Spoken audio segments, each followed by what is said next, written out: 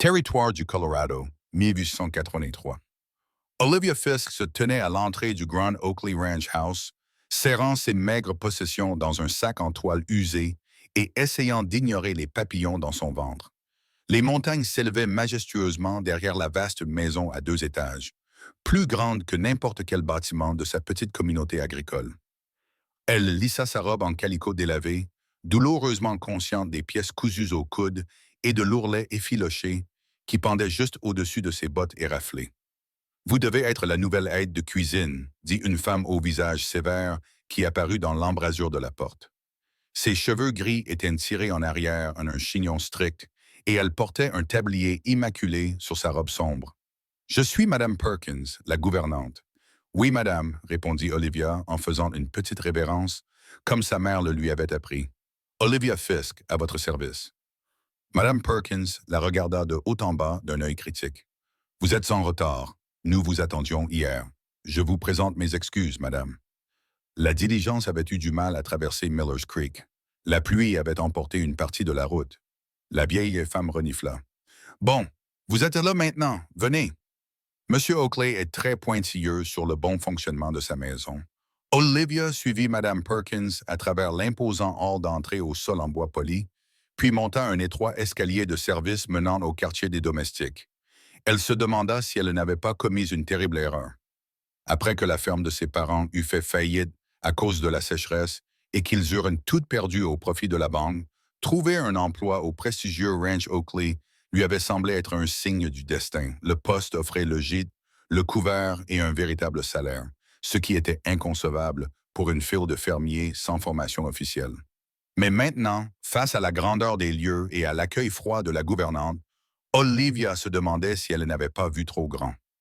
Vous partagerez cette chambre avec Martha Therese, dit Madame Perkins en ouvrant une porte qui révélait une petite chambre propre avec 2 lits étroits. Vos tâches commencent à 5 heures chaque matin. Vous aiderez la cuisinière à préparer le petit déjeuner, puis vous vous occuperez du déjeuner toute seule. La cuisinière s'occupe du dîner, mais vous devrez l'aider. Les dimanches après-midi sont libres, sauf s'il y a des invités. Oui, madame, répondit Olivia en posant son sac sur le lit vide. Monsieur Oakley rentrera de Denver demain. Il aime son café fort, son pain frais et ses repas servis à l'heure. Ne le décevez pas. Après cet avertissement final, Madame Perkins laissa Olivia seule pour déballer ses quelques affaires. Plus tard dans la soirée, après avoir fait la connaissance de la joyeuse Martha et de la cuisinière au visage rond et rougeau, qui insistait pour que tout le monde l'appelle simplement cuisinière, Olivia s'allongea sur son lit et fixa le plafond. Les draps étaient plus fins que tous ceux sur lesquels elle avait jamais dormi, et la chambre était chaude malgré la fraîcheur automnale qui régnait dehors. Pourtant, elle ne pouvait s'empêcher de verser des larmes silencieuses. Olivia était allongée dans son lit, les yeux fixés au plafond. Les draps étaient plus fins que tous ceux sur lesquels elle avait jamais dormi, et la chambre était chaude malgré la fraîcheur automnale qui régnait dehors. Pourtant, elle ne pouvait s'empêcher de verser des larmes silencieuses en pensant à ses parents, qui partaient maintenant vers l'Est pour séjourner chez des parents dans une maison qu'elle ne reverrait jamais. « Seigneur, murmura-t-elle dans l'obscurité, s'il vous plaît, laissez-moi réussir ici. » Ethan Oakley était de mauvaise humeur alors que sa calèche remontait la longue allée menant à son ranch. Le voyage à Denver avait été frustrant et infructueux.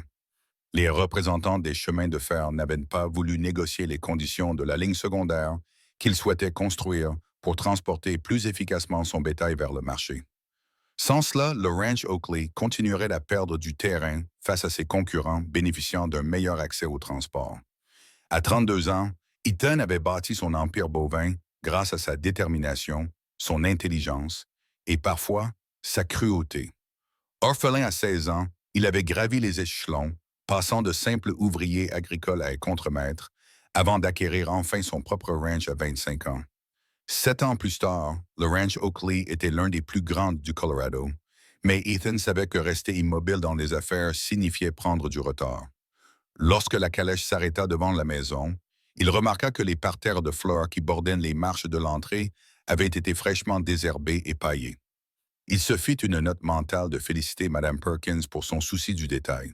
« Bienvenue chez vous, Monsieur Oakley. » Mme Perkins l'accueillit à la porte. « J'espère que votre voyage s'est bien passé. » Ethan tendit son chapeau à la domestique qui l'attendait. Loin de là. Ces cheminots sont plus têtus qu'une mule dans un orage. Le dîner est-il prêt? Je meurs de faim. Bien sûr, monsieur. Il sera servi dans 15 minutes. Et puis-je vous rappeler que les Henderson arriveront demain pour un séjour de 3 jours? Ethan réprima un gémissement. Il avait complètement oublié les Henderson et leur fils célibataire qu'ils essayaient de lui présenter depuis 2 ans. Merci de me le rappeler, Madame Perkins. Je serai dans mon bureau jusqu'au dîner. Plus tard, alors qu'Ethan était assis en bout de sa grande table à un manger, il fut surpris lorsqu'une jeune femme inconnue entra, portant un plateau de pain frais. Elle n'était pas d'une beauté conventionnelle. Son visage était trop sérieux pour cela, avec un nez droit et un menton déterminé. Mais il y avait quelque chose de fascinant dans ses grands yeux bruns et dans la façon dont elle se déplaçait avec une efficacité tranquille. « Qui est-ce? » demanda-t-il à Madame Perkins lorsque la jeune fille fut partie.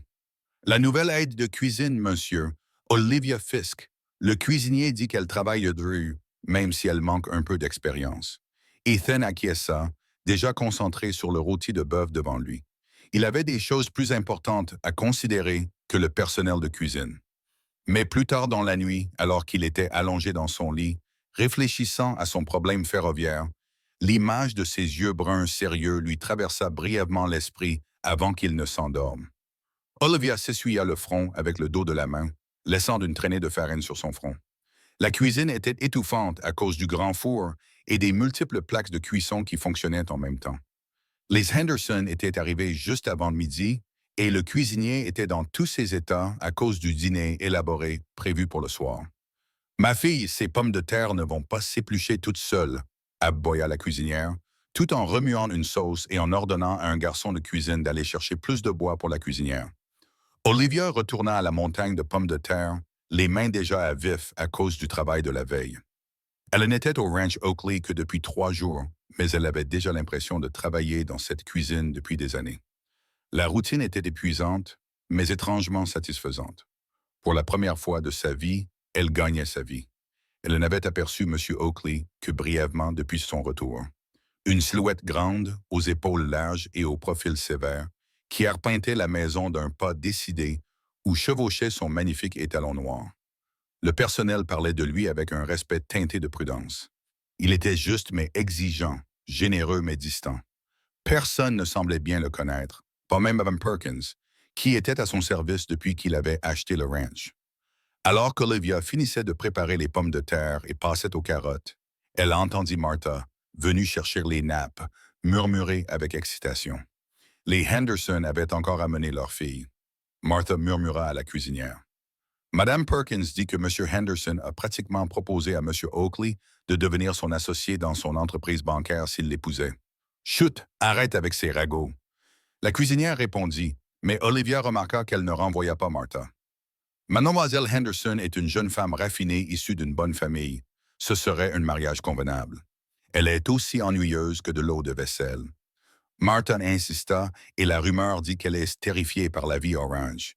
Elle veut le ramener dans la société de Philadelphie.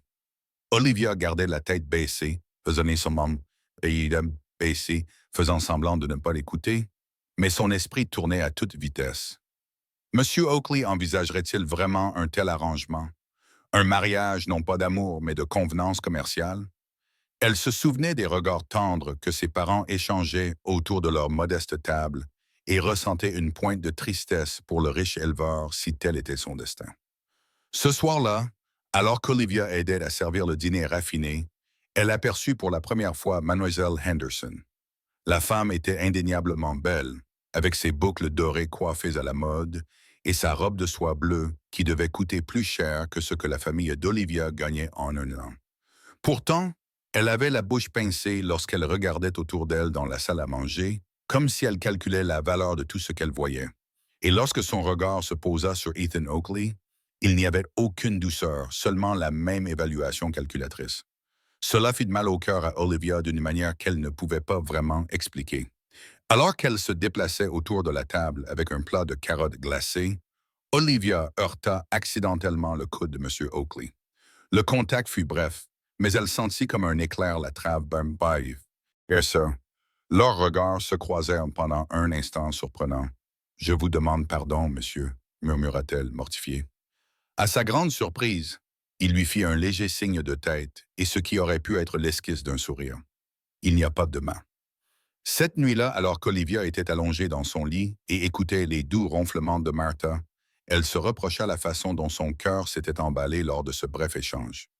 Elle n'était qu'une aide de cuisine, et lui était le maître de la maison. Rien ne pouvait être plus inapproprié que les pensées qui tourbillonnaient actuellement dans son esprit. Mais alors qu'elle s'endormait, elle ne pouvait s'empêcher de se demander ce que cela ferait d'avoir ses yeux bleus intenses posés sur elle. De les avoir posés sur elle, ne serait-ce qu'une seule fois. La visite des Henderson se prolongea pendant une semaine, et chaque jour qui passait, Ethan sentait l'étau des obligations se resserrer autour de son cou. Les relations bancaires de George Henderson pouvaient résoudre ses problèmes ferroviaires d'une simple lettre de recommandation.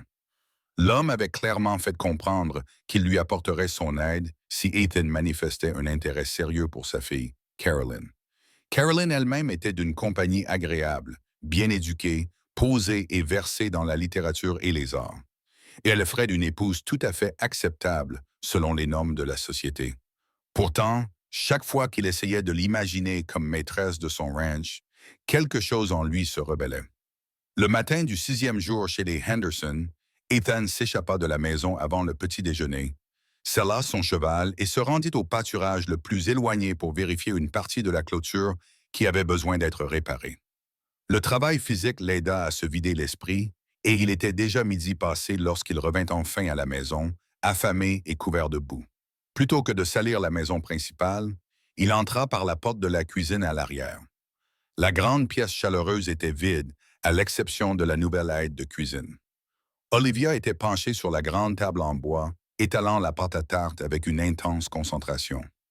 Elle ne le remarqua pas tout de suite, et Ethan se surprit à observer le mouvement habile de ses mains. Contrairement aux doigts lisses et choyés de Carolyn Henderson, les mains d'Olivia étaient durcies par le travail, mais elle les bougeait avec une grâce et une agilité qui témoignaient d'un talent naturel. Ça a l'air prometteur, dit-il, la faisant sursauter et lever les yeux. Monsieur Oakley, dit-elle en se redressant immédiatement et en époussetant la farine de son tablier. Je ne vous ai pas entendu entrer. Vous cherchez la cuisinière? Elle est descendue à la cave. Non, j'espérais juste trouver quelque chose à manger. J'ai raté le petit déjeuner. Oh, elle eut l'air troublée, mais se ressaisit rapidement. Asseyez-vous, je vous prie. Je peux vous préparer une assiette. Nous avons du jambon froid d'hier et du pain frais que j'ai cuit ce matin. Avant qu'il n'ait pu protester, elle s'affairait déjà dans la cuisine, préparant un repas qui lui fit gargouiller l'estomac d'impatience. En quelques minutes, elle lui a servi une assiette remplie de tranches de jambon, de pain encore chaud sorti du four, de légumes marinés et d'un morceau de fromage. C'est bien plus que ce à quoi je m'attendais, a-t-il dit, sincèrement touché par sa gentillesse.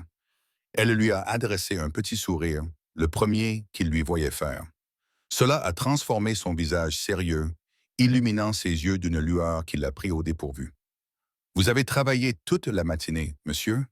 Vous avez besoin de vous nourrir correctement. » Pendant qu'il mangeait, elle retourna à sa tarte, lui tournant le dos, et mélangea quelque chose dans un bol qui emplit la cuisine d'une odeur de cannelle et de pommes. « Puis-je vous demander quel genre de tarte vous préparez? » demanda-t-il, surpris par son envie de poursuivre la conversation. « Aux pommes, monsieur. La cuisinière m'a dit que c'était votre préféré, alors j'ai pensé... » Elle s'interrompit, soudainement gênée. « En fait, j'ai la recette de ma mère. Elle est un peu différente de celle que la cuisinière prépare habituellement. »« En quoi? » Elle se tourna vers lui et son expression trahissait une pointe de fierté. « Ma mère ajoutait toujours une touche de sirop d'érable aux pommes et un peu de gingembre en plus de la cannelle. Et la pâte contient également un ingrédient spécial. » « Vous avez éveillé ma curiosité, dit-il, sincèrement intrigué à la fois par la tarte et par cette jeune femme discrète qui parlait avec une assurance inattendue de son art. « Elle sera servie au dîner ce soir, répondit-elle. Une pointe de défi transparaissait dans sa voix. Vous me direz alors si elle est à votre goût. La porte de la cuisine s'ouvrit et Cook entra, s'arrêtant net à la vue d'Ethan, assis à la table de travail. « Monsieur Oakley, tout va bien, monsieur? »« Tout va très bien, Cook. Mademoiselle Fisk a eu la gentillesse de nourrir un homme affamé. » Il se leva et leur fit un signe de tête à tous les deux. J'ai hâte de goûter cette tarte au dîner. En partant, il entendit la voix du cuisinier derrière lui. Quelle tarte! Et pourquoi le maître de maison mange-t-il dans la cuisine comme un ouvrier agricole? Ethan sourit en se dirigeant vers l'étage pour se changer en vue de la promenade à cheval que George Henderson lui avait proposée pour l'après-midi. Pour la première fois depuis des jours, il se sentait l'esprit léger, et cela n'avait rien à voir avec ses perspectives commerciales ou ses obligations sociales. Ce soir-là, lorsque la tarte aux pommes fut servie, tous les convives s'extasièrent devant son goût exceptionnel. Ethan croisa le regard d'Olivia, qui se tenait près du buffet, et lui adressa un petit signe de tête en signe d'appréciation, ce qui fit rougir ses joues. Plus tard, alors que les messieurs dégustaient leur brandy dans le bureau, George Henderson tapota l'épaule d'Ethan. J'ai décidé de vous présenter Samuel Whitney de la compagnie ferroviaire, annonça-t-il, sans aucune condition. Tu as été un hôte charmant pour ma famille et je crois qu'il faut soutenir les hommes qui ont une vision. Ethan resta un instant sans voix. C'est extrêmement généreux de ta part, George. L'homme plus âgé balaya ses remerciements d'un geste de la main. Carolyn a décidé que la vie au ranch n'était finalement pas faite pour elle. Elle a jeté son dévolu sur le nouveau chirurgien de Denver. Je ne peux pas dire que je sois déçu. J'ai vu comment tu regardes ta pâtissière. Je te demande pardon. Ethan faillit s'étouffer avec son brandy. Henderson gloussa. Ne t'inquiète pas, mon garçon. Je garderai ton secret. Et pour ce que ça vaut, je pense qu'il y a quelque chose à dire sur une femme qui sait créer quelque chose qui procure un plaisir aussi évident. Maëlisa ne savait même pas faire bouillir de l'eau quand je l'ai épousée. Mais elle était prête à apprendre de moi. Ça vaut mieux que toutes les écoles de bonne manière de Philadelphie. Lorsque les Henderson partirent le lendemain, Ethan se retrouva debout sur le pas de sa porte, envahi par un étrange sentiment à la fois de soulagement et de confusion. Comment Henderson avait-il vu quelque chose qu'Ethan lui-même commençait à peine à reconnaître? Et surtout, qu'allait-il faire à ce sujet? L'automne fit place au début de l'hiver, et Olivia s'habitua au rythme de la vie au Ranch Oakley. Le succès de sa tarte aux pommes lui avait valu le respect de Cook, qui lui permettait désormais d'essayer d'autres recettes de son invention. Le personnel de cuisine avait appris à apprécier son efficacité discrète et sa volonté de travailler dur sans se plaindre. Ce qu'Olivia ne comprenait pas, c'était le changement de comportement de M. Oakley. Depuis le départ des Henderson, il avait pris l'habitude de se présenter dans la cuisine à des heures inhabituelles, soi-disant pour discuter des menus avec le cuisinier, mais son regard se posait invariablement sur Olivia. Parfois, il lui demandait son avis sur un plat ou lui demandait quelque chose de spécial pour un repas à venir. Une fois, il lui avait même apporté une brochure de cuisine qu'il avait trouvée en ville, lui disant d'un ton bourru qu'il pensait qu'elle pourrait la trouver intéressante. Ces rencontres laissaient Olivia à la fois troublée et secrètement ravie. Elle se disait que cela ne signifiait rien, qu'il était simplement un employeur attentionné qui reconnaissait ses efforts. Mais au fond de son cœur, elle chérissait chacune de ces brèves interactions. Un matin enneigé de décembre, Olivia sursauta lorsque M. Oakley en personne apparut dans la cuisine, alors qu'elle sortait une fournée de brioches à la cannelle du four. « Elles sentent divinement bon, dit-il, la faisant presque lâcher la plaque brûlante. « Merci, monsieur, répondit-elle en posant les brioches sur la grille de refroidissement. C'est une nouvelle recette que j'essaye. Je suis venu informer le personnel que j'aurai des invités pour Noël, mon ancien contremaître et sa famille. Ils arriveront la semaine prochaine et resteront jusqu'au Nouvel An. » Olivia acquiesça, se demandant pourquoi il lui disait cela personnellement plutôt que de transmettre l'information par l'intermédiaire de Mme Perkins comme d'habitude. Comme s'il lisait dans ses pensées, il ajouta « Thomas apprécie beaucoup la bonne cuisine. J'espérais que vous pourriez préparer des plats spéciaux pour les repas de fête. »« Moi, monsieur ?» Olivia écarquilla les yeux de surprise. « Pas le cuisinier ?» Une ombre d'amusement passa sur son visage. « Le cuisinier est excellent pour les plats traditionnels, mais vos créations ont une certaine magie. Je considérerais cela comme une faveur personnelle. » L'intensité de son regard fit battre son cœur. « Je serais honoré, Monsieur Oakley. J'ai plusieurs recettes de fêtes de ma mère qui pourraient convenir. Excellent. Ellen, vous pourriez peut-être me rédiger un menu proposé que je pourrais examiner. Nous pourrions en discuter demain après-midi dans mon bureau. » Avant qu'elle n'ait pu répondre, Mme Perkins apparut dans l'embrasure de la porte, son expression passant de la surprise à la désapprobation, en voyant son employeur en conversation avec la fille de cuisine. Monsieur Oakley, l'avocate de Denver, est arrivé pour votre rendez-vous, annonça-t-elle. Merci, Madame Perkins. Je discutais justement des préparatifs de Noël avec Mademoiselle Fisk. Il fit un bref signe de tête à Olivia. Demain à 14 heures. Puis, après son départ, Madame Perkins fixa Olivia d'un regard sévère. Reste à ta place, jeune fille.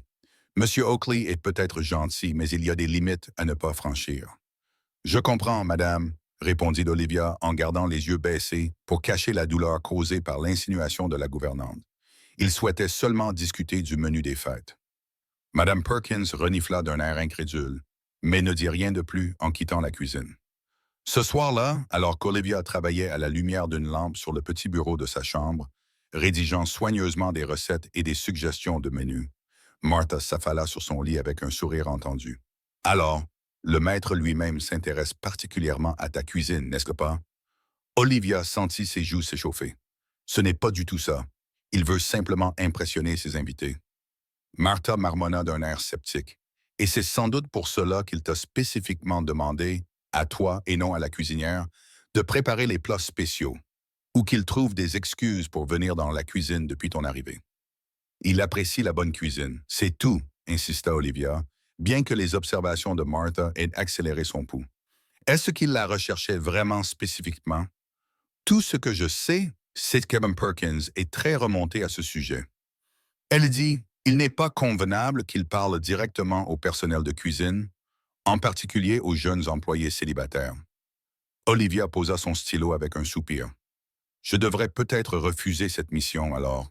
Je ne veux pas causer de problème. Martha se redressa, soudain sérieuse. N'y pense même pas. C'est l'occasion de montrer ce dont tu es capable.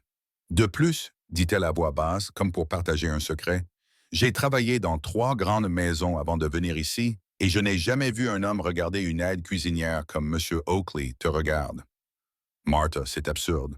C'est le maître de cette maison et je ne suis personne. Tu es Olivia Fisk, la créatrice de tartes aux pommes magiques et la séductrice des cœurs des riches éleveurs, déclara Martha avec emphase. Et pour ma part, j'ai hâte de voir ce qui va se passer ensuite. Malgré ses protestations, Olivia s'endormit cette nuit-là l'esprit rempli de possibilités qu'elle n'avait jamais osé envisager auparavant. L'après-midi suivant, Olivia se tenait nerveusement devant la porte du bureau d'Ethan, son menu soigneusement rédigé à la main. Elle avait enfilé sa seule robe correcte, une simple robe en coton bleu, qui était sa plus belle tenue du dimanche chez elle, et avait coiffé ses cheveux avec un soin particulier. Elle frappa doucement et, lorsqu'il l'invita à entrer, elle pénétra dans la pièce chaleureuse remplie de livres. Ethan était assis derrière un grand bureau en chêne, mais il se leva immédiatement lorsqu'elle entra. « Mademoiselle Fisk, merci d'être venue. Asseyez-vous, je vous en prie. » Il lui indiqua une chaise en face de son bureau. Olivia s'assit sur le bord du siège, soudain consciente de l'intimité de ce cadre par rapport à leur précédente rencontre dans la cuisine animée. « J'ai préparé quelques suggestions pour les repas de Noël, comme vous me l'avez demandé, » dit-elle en lui tendant les papiers. Je ne savais pas quelles restrictions ou préférences vos invités pourraient avoir. J'ai donc inclus plusieurs alternatives. Ethan parcourut les menus, les sourcils levés en signe d'appréciation. C'est impressionnant, tout est si complet. Je ne m'attendais pas à autant d'options. Il leva les yeux vers elle avec ce rare sourire qui transformait son visage habituellement sérieux. Je vois que vous avez inclus ma tarte aux frites. Bien sûr, répondit-elle, gagnant en confiance grâce à son approbation. Elle semble être devenue une sorte de plat signature. Pendant la demi-heure qui suivit, ils discutèrent des différents repas, Ethan posant des questions réfléchies sur les ingrédients et les méthodes de préparation. Olivia se détendit alors que la conversation passait naturellement de la nourriture aux traditions de Noël. Ma famille se réunissait toujours pour lire l'histoire de Noël le soir du réveillon, confia-t-elle, oubliant momentanément la différence de statut entre eux. Mon père lisait la Bible, puis ma mère servait du cidre chaud et du pain d'épices. Une ombre passa sur le visage d'Ethan. Cela semble merveilleux. Mes parents sont morts quand j'avais 16 ans. La grippe les a emportés à quelques jours d'intervalle. Je n'ai plus vraiment fêté Noël depuis. Je suis vraiment désolé, dit Olivia doucement. Instinctivement, elle tendit la main pour toucher celle d'Ethan posée sur le bureau. Au moment où ses doigts entrèrent en contact, elle réalisa son impolitesse et se retira rapidement, mortifiée par son audace. À sa grande surprise, Ethan attrapa sa main avant qu'elle ne puisse la retirer complètement. Son toucher était chaud et doux, ses doigts cailleux témoignant du fait que malgré sa richesse, il restait un homme qui travaillait de ses mains. Non, je vous en prie, dit-il d'une voix basse. Cela fait longtemps que personne ne m'a offert un simple réconfort humain sans arrière-pensée. Pendant un instant, ils restèrent ainsi connectés, ses yeux bleus fixant des siens, bruns, dans un regard qui semblait communiquer quelque chose au-delà des mots. Puis, un coup à la porte rompit le charme, et ils se retirèrent rapidement tous les deux lorsque Mme Perkins entra avec un plateau de thé. La gouvernante plissa légèrement les yeux en voyant leur visage rougi, mais elle ne dit rien et posa le plateau. « Y a-t-il autre chose, Monsieur Oakley? » demanda-t-elle d'un ton délibérément formel. « Non, merci, Madame Perkins. Mademoiselle Fisk et moi avons presque fini de discuter des préparatifs de Noël. » Après le départ de la gouvernante, un silence gênant s'installa entre eux. Ethan s'affaira à verser le thé, tandis qu'Olivia lissait nerveusement sa jupe. « Mademoiselle Fisk, Olivia, commença-t-il, puis il marqua une pause, comme s'il cherchait ses mots. « Je crains d'avoir été déplacé tout à l'heure. Je m'excuse si je vous ai mise mal à l'aise. »« Ce n'est pas le cas, » le rassura-t-elle rapidement. « C'est moi qui ai dépassé les bornes. » Il secoua la tête. « Non, vous avez fait preuve de gentillesse, ce qui n'est jamais déplacé. » Il lui tendit une tasse de thé, l'air sérieux. « Mais Mme Perkins a raison de s'inquiéter. Il existe des conventions pour protéger les jeunes femmes au service contre l'exploitation. » Olivia sentit son visage s'empourprer devant cette insinuation. « Est-ce que cela que vous pensez que je crains de votre part? L'exploitation? » « Non, mais d'autres pourraient le supposer. »« Qu'ils supposent ce qu'ils veulent, » l'interrompit-elle, se surprenant elle-même par son audace. « Je sais ce que je pense, Monsieur Oakley, et je me fais ma propre opinion sur les gens. » Un lent sourire se dessina sur son visage. « Et quel jugement avez-vous porté sur moi, Mademoiselle Fisk? » Elle but d'une gorgée de thé pour rassembler son courage. « Je crois que vous êtes un homme bon qui porte trop de fardeaux toute seule, un homme qui a bâti un empire, mais qui n'a personne avec qui le partager. » Elle posa sa tasse avec précaution, et un homme qui apprécie une tarte aux pommes bien faite plus que quiconque que j'ai jamais rencontré. Son rire emplit la pièce. Un son riche et chaleureux qu'Olivia sut instantanément qu'elle voulait entendre encore et encore. « Vous avez une façon remarquable d'aller droit au cœur des choses, » dit-il là, les yeux brillants d'une lueur qui lui coupa le souffle. « C'est rafraîchissant après des années où les gens me disent ce qu'ils pensent que je veux entendre. Mon père disait toujours que l'honnêteté fait gagner du temps. » Elle répondit par un petit sourire. « Votre père était un homme sage. » Il hésita, puis sembla prendre une décision. « Olivia? Accepteriez-vous? » La porte s'ouvrit brusquement et Mme Perkins apparut, accompagnée de Cook, qui était rouge et agité. « Je m'excuse de vous interrompre, » dit Mme Perkins d'un ton sec. « Mais il y a eu un accident dans la cuisine. Un tuyau a éclaté et l'eau inonde toute la pièce. »« Bon sang !» s'exclama Ethan en se levant immédiatement. « Quelqu'un est blessé? »« Non, monsieur, » répondit Cook, « mais la préparation du dîner est interrompue et l'eau se répand dans le garde-manger. » Ethan lança un regard d'excuse à Olivia. « Nous devrons poursuivre notre conversation une autre fois. Merci pour vos excellentes suggestions de menu. Je les approuve toutes. » Alors qu'ils se précipitaient tous pour gérer la crise dans la cuisine, Olivia ne pouvait s'empêcher de se demander ce qu'Ethan était sur le point de lui demander. Cette question allait la hanter pendant plusieurs jours. La rupture de la canalisation s'avéra être une bénédiction déguisée pour Olivia. La cuisine étant temporairement inutilisable, Ethan autorisa l'utilisation de la cuisine d'été, un bâtiment séparé situé derrière la maison principale, qui n'était généralement utilisé que pendant les mois les plus chauds afin d'éloigner la chaleur de la cuisine des pièces à vivre. La cuisine d'été était plus petite mais bien équipée. Et en tant que membre la plus junior du personnel de cuisine, Olivia fut envoyée y travailler seule, préparant des repas plus simples pendant que les réparations étaient en cours dans la cuisine principale. Cet arrangement lui donna une liberté sans précédent pour expérimenter des recettes et des techniques sans faille. Sera la supervision constante des cuisinières. Cela signifiait également que lorsque les invités d'Ethan arrivèrent 3 jours avant Noël, c'est Olivia qui prépara leur repas de bienvenue, un copieux ragoût de bœuf accompagné de pain frais, et bien sûr d'une tarte aux pommes pour le dessert. Les Miller se révélèrent être une famille charmante.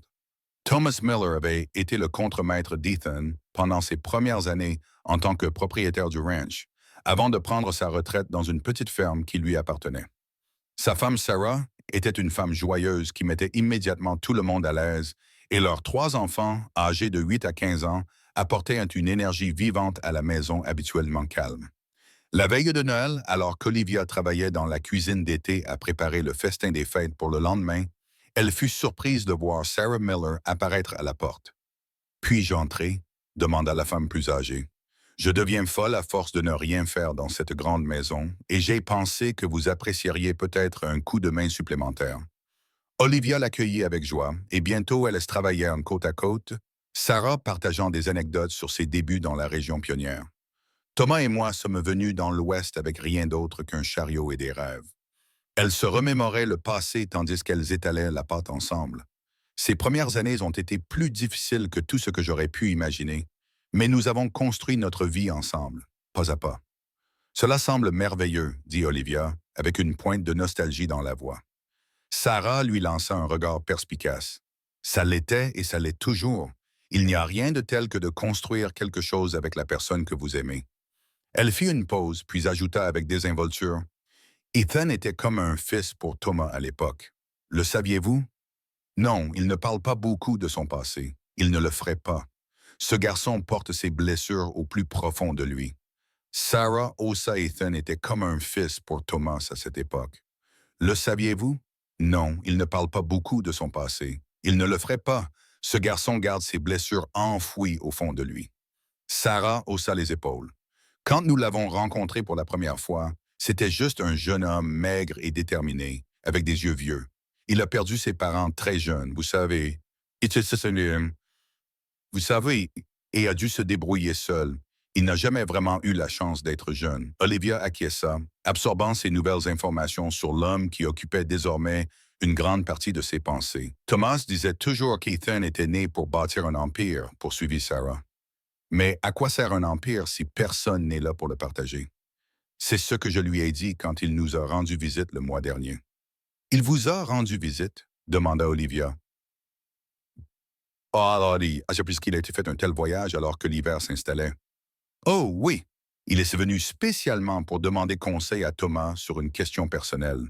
Les yeux de Sarah brillaient malicieusement. Il semblait très épris d'une certaine jeune femme qui travaille dans sa cuisine. Il voulait savoir s'il serait inconvenant de sa part de la courtiser, compte tenu de la différence de leurs conditions sociales. Olivia faillit laisser tomber le rouleau à pâtisserie qu'elle tenait. Il a fait quoi? Sarah rit en voyant son expression choquée. Ne sois pas si surprise, ma chérie. À l'entendre parler de toi, on pourrait croire que tu es la femme parfaite. Mais je ne suis qu'une simple cuisinière, protesta faiblement Olivia. Et je n'étais que la fille d'un fermier lorsque Thomas m'a courtisée, rétorqua Sarah. La valeur d'une personne ne se mesure pas à sa naissance ou à sa situation, mais à son caractère et à son cœur. Et d'après ce que j'ai vu de ta cuisine, tu possèdes ces deux qualités en abondance. Avant qu'Olivia n'ait pu répondre à cette révélation surprenante, la porte s'ouvrit pour laisser entrer Ethan lui-même, accompagné d'un souffle d'air froid. Sarah Thomas se demandait où tu étais passé. Commença-t-il, puis il s'interrompit brusquement à la vue des deux femmes debout l'une à côté de l'autre, visiblement en pleine conversation importante. J'aidais simplement Zelfisk à préparer la journée de demain, répondit Sarah innocemment, et à partager quelques vieilles histoires, dit Ethan en plissant les yeux d'un air soupçonneux. Quel genre d'histoire? Rien qui ne te concerne, jeune homme, répondit Sarah en faisant un clin d'œil à Olivia. Je vous laisse maintenant discuter de ce qui vous a amené ici par ce froid. Elle tapota la main d'Olivia pour l'encourager avant de partir, fermant la porte derrière elle.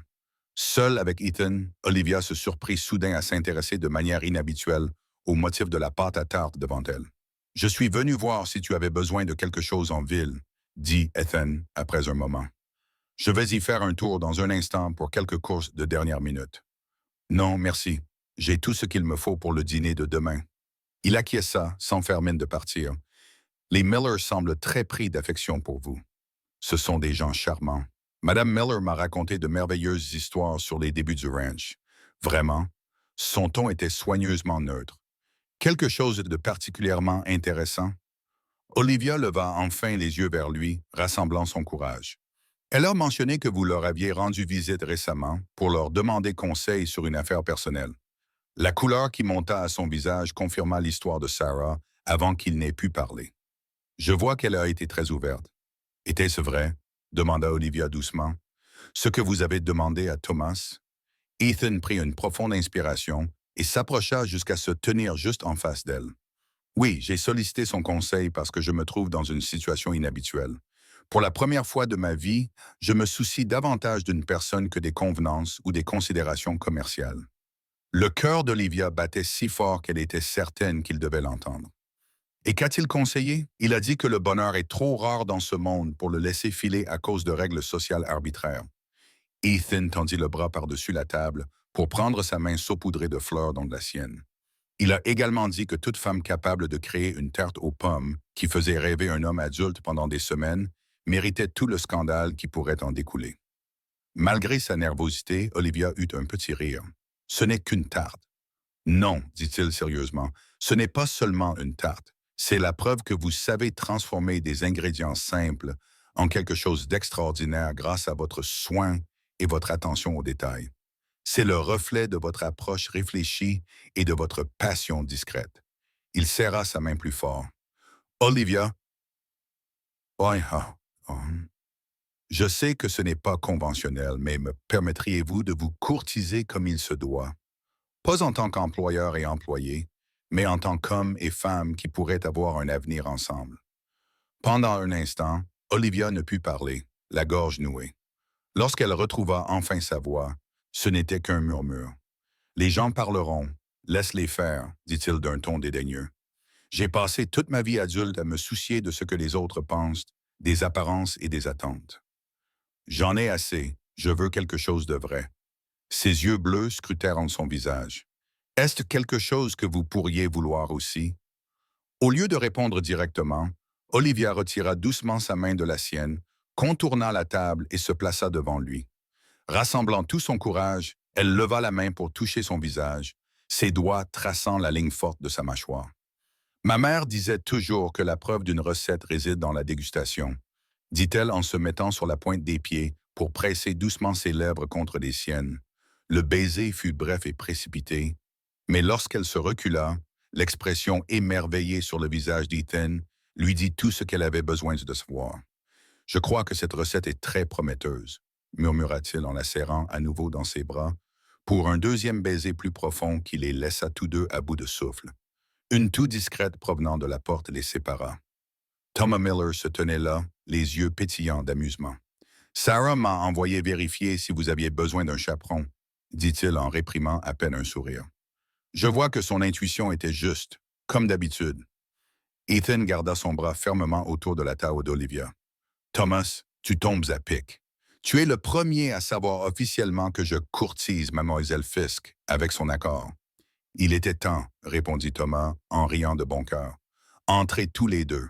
Sarah a demandé aux enfants de lire l'histoire de Noël et elle insiste pour que tout le monde y assiste.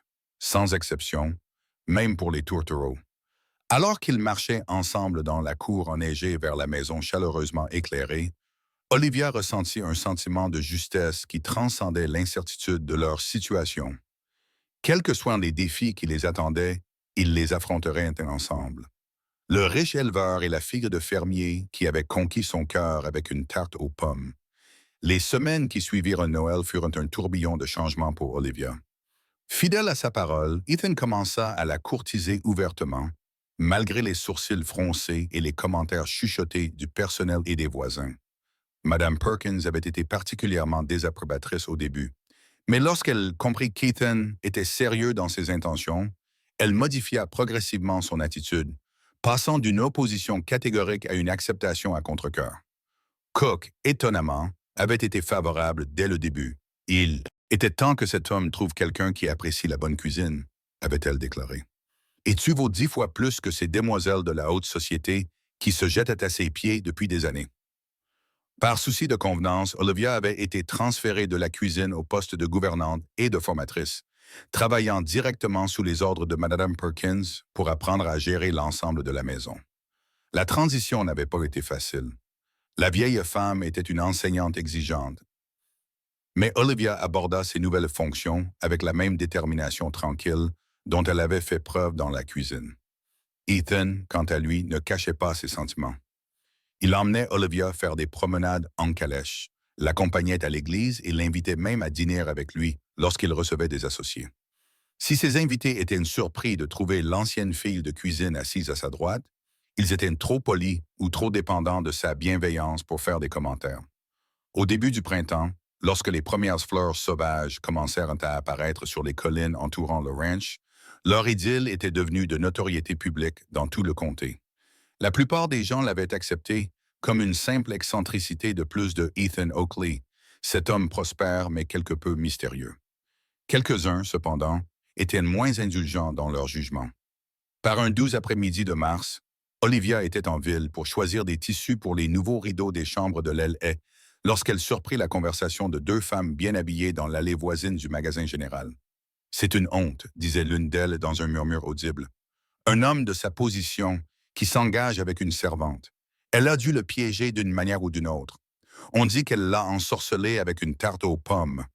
Parmi toutes les choses possibles, répondit l'autre avec un rire malveillant, même si je soupçonne qu'elle lui a offert des desserts plus sucrés que cela pour gagner ses faveurs. » Les joues d'Olivia brûlaient d'humiliation, mais elle garda la tête haute tandis qu'elle terminait ses achats et quittait le magasin. Elle savait qu'il y aurait des commérages, mais la cruauté des insinuations la blessait tout de même. Ethan la trouva plus tard dans la soirée, assise seule sur un banc dans le jardin, les yeux rougis malgré ses efforts pour cacher sa détresse. « Qu'y a-t-il » demanda-t-il immédiatement en s'asseyant à côté d'elle et en prenant ses mains froides dans les siennes. « Il s'est passé quelque chose? Ce n'est rien, tenta-t-elle de minimiser, mais devant son regard sceptique, elle soupira. « J'ai entendu des femmes en ville aujourd'hui dire des choses méchantes à notre sujet, à mon sujet. » Son expression s'assombrit. « Qu'ont-elles dit? » Elle secoua la tête. « Peu importe ce qu'elles ont dit précisément, elle est pensée simplement que je t'ai piégé ou trompé d'une manière ou d'une autre, que je ne mérite pas ton attention. C'est absurde, dit-il avec véhémence. Tu es la personne la plus sincère, la plus travailleuse et la plus honorable que je connaisse. Mais elles ont raison sur un point, dit-elle doucement. Je ne suis pas de ton monde, Ethan. Je ne sais pas comment être le genre de femme qui pourrait diriger un endroit comme celui-ci, recevoir des invités importants ou soutenir tes ambitions professionnelles. C'est ce que tu penses que je veux? Être une épouse décorative? » Il prit son visage entre ses mains, la forçant à le regarder. « Olivia, je suis tombé amoureux de toi précisément parce que tu n'es pas de mon monde, comme tu le dis. Tu vois les choses clairement, sans les faux semblants et les calculs dont je suis si las. » C'était la première fois qu'il utilisait le mot « amour » et cela l'a pris au dépourvu. « Tu m'aimes. » Son sourire était tendre, tandis qu'il essuyait une larme sur sa joue. « Bien sûr que je t'aime. Je pensais que c'était évident, vu la façon dont je me suis ridiculisé à cause de toi ces derniers mois. »« Tu ne t'es pas ridiculisé, protesta-t-elle. »« Ah bon? Thomas dit que j'ai l'air constamment distraite ces derniers temps. » Son ton devint sérieux. « Je t'aime, Olivia Fisk, et je me fiche que les gens le sachent ou de ce qu'ils en pensent. La seule opinion qui compte pour moi est la tienne. » Elle se blottit contre lui, puisant de la force dans sa certitude. « Je t'aime aussi, murmura-t-elle. Je t'aime presque depuis le premier jour où tu es venu dans la cuisine pour demander à manger. Alors rien d'autre n'a d'importance, dit-il simplement, l'attirant dans ses bras pour un baiser qui semblait sceller leur déclaration. Lorsqu'ils se séparèrent enfin, Ethan plongea la main dans sa poche et en retira une petite boîte en velours. « J'avais prévu un cadre plus romantique pour cela, mais peut-être que c'est finalement le moment idéal. » Il ouvrit la boîte pour révéler une délicate bague en or sertie d'un seul diamant parfait. « Olivia Fisk, me feriez-vous l'immense honneur de devenir ma femme? » Pendant un instant, elle ne put que fixer la bague, submergée par la réalité de ce qui se passait. Puis elle leva les yeux vers ses yeux bleus pleins d'espoir et sut qu'il n'y avait qu'une seule réponse possible. « Oui, » dit-elle d'une voix forte et claire malgré les larmes qui menaçaient à nouveau de couler. « Oui, je veux t'épouser, Ethan Oakley, » ajouta-t-elle avec une touche d'humour discret, tandis qu'il glissait la bague à son doigt. « J'espère toutefois que tu sais dans quoi tu t'embarques en épousant une femme dont le principal talent est de faire des tartes aux pommes. » Son rire résonna dans le jardin tranquille alors qu'il la serrait contre lui. Ma chère Olivia, tes tartes aux pommes ne sont que le début de tes nombreux talents, et j'ai l'intention de passer ma vie à découvrir tous les autres. Le mariage eut lieu en juin, lorsque les terres du ranch étaient luxuriantes et que les fleurs sauvages parsemaient les collines de touches de couleur. Malgré la proposition d'Ethan d'organiser une grande cérémonie à Denver, Olivia avait insisté pour une célébration plus simple au ranch même, en présence uniquement de leurs amis les plus proches. Ses parents avaient fait le voyage depuis l'Est pour l'occasion, émerveillés par la transformation de leur fille, qui était passée du statut de jeune fermière en difficulté à celui d'épouse bien-aimée de l'un des éleveurs les plus prospères du Colorado. Madame Fisk avait fondu en larmes lorsqu'elle avait vu Olivia dans sa robe de mariée, une création en ivoire, soie et dentelle délicate offerte par Ethan à son épouse. « Tu ressembles à une princesse », avait-elle murmuré en ajustant le voile de sa fille. « Je me sens comme telle », avait admis Olivia. « Parfois, j'ai encore du mal à croire que tout cela est réel. » Son père avait souri, son visage buriné, reflétant sa fierté et une pointe d'émerveillement. « Ta mère et moi avons toujours su que tu étais destinée à quelque chose de spécial, Libby. Mais je dois avouer que nous n'aurions jamais imaginé quelque chose comme ça. » À présent, debout aux côtés d'Ethan devant le pasteur, sur le porche fleuri de la maison du ranch, Olivia ressentait un profond sentiment de justesse qui transcendait tous les doutes et les difficultés qu'ils avaient rencontrés. La cérémonie fut brève mais sincère. Lorsque Ethan prononça ses vœux, sa voix résonna avec une sincérité qui fit venir les larmes aux yeux de plusieurs invités. Et lorsque Olivia promit de l'aimer, de l'honorer et de le chérir pour le reste de ses jours, personne parmi les personnes présentes ne douta qu'elle pensait chaque mot. La fête qui suivit fut un joyeux mélange d'élégance et de chaleur familiale. Tout comme le couple lui-même, les tables chargées de nourriture avaient été dressées à l'ombre des grands peupliers, et un petit groupe de musiciens jouait des airs entraînants qui ne tardèrent pas à faire danser tout le monde dans la cour balayée. Cook s'était surpassée pour le festin de mariage, mais elle avait insisté pour qu'Olivia prépare elle-même les tartes aux pommes. Ce ne serait pas juste autrement, avait-elle déclaré. Après tout, c'est ce qui a déclenché toute cette histoire d'amour. Alors que l'après-midi laissait place au soir, Ethan trouva sa femme légèrement à l'écart des festivités, observant leurs invités avec un sourire satisfait. « Vous êtes heureuse, Madame Oakley ?» lui demanda-t-il en passant son bras autour de sa taille. Son nouveau nom lui procurait encore un petit frisson. « Tout à fait, lui assura-t-elle en se blottissant contre lui. Même si je m'attends toujours à me réveiller et à me retrouver dans cette cuisine, à étaler de la pâte à tarte et à rêver d'impossible. Ce n'est pas impossible après tout, murmura-t-il en déposant un baiser sur sa tempe. Juste assez improbable pour faire une belle histoire à raconter un jour à nos petits-enfants. Elle rit, un son qui ne manquait jamais de le ravir. « C'est ce que tu veux des petits-enfants? À terme, répondit-il pensivement. Mais d'abord, je veux passer du temps seul avec ma femme. Il y a tout un monde à découvrir, Olivia. Denver, San Francisco, même New York et l'Europe si cela t'intéresse. J'irai n'importe où avec toi, dit-elle simplement. Mais j'espère que nous reviendrons toujours ici. Cette terre fait désormais partie de moi aussi. Il la serra plus fort dans ses bras. Ce sera toujours notre foyer. Tout ce que j'ai construit, tout ce que je suis, tout cela t'appartient désormais. Tu peux le partager et le façonner comme tu le souhaites. Thomas Miller s'approcha d'eux, le visage rouge après avoir dansé et peut-être bu un peu trop du whisky raffiné qu'Ethan avait fourni pour la fête. « Les voilà, le plus beau couple du Colorado !» s'exclama-t-il en tapotant l'épaule d'Ethan. « Je voulais juste vous redire à quel point Sarah et moi sommes heureux pour vous deux. Et te rappeler, Ethan, ce que je t'ai dit à Noël dernier. »« Qu'est-ce que c'était, mon ami? » demanda Olivia avec curiosité. Thomas lui fit un clin d'œil. « J'ai dit à cette tête de mule que la meilleure décision que j'avais prise était d'épouser une femme capable de transformer des ingrédients simples en quelque chose de magique. On dirait qu'il a pris mon conseil à cœur. » Alors que Thomas retournait vers sa femme, Ethan se tourna vers Olivia. « Il a raison. Tu sais, tu as transformé ma vie comme tu as transformé cette première tarte aux pommes. Tu as pris quelque chose qui était simplement satisfaisant et tu l'as rendu extraordinaire. Nous nous sommes transformés l'un l'autre, corrigea-t-elle doucement. Tu m'as redonné confiance et un but alors que j'avais perdu les deux. » Les musiciens entamèrent un air plus lent Et Ethan tendit la main en s'inclinant formellement. « M'accorderez-vous cette danse, Madame Oakley? »« Toujours, » répondit-elle en plaçant sa main dans la sienne. Alors qu'ils dansaient sous les étoiles, entourés d'amis et de sympathisants, Olivia repensa au parcours remarquable qu'il avait mené jusqu'à ce moment.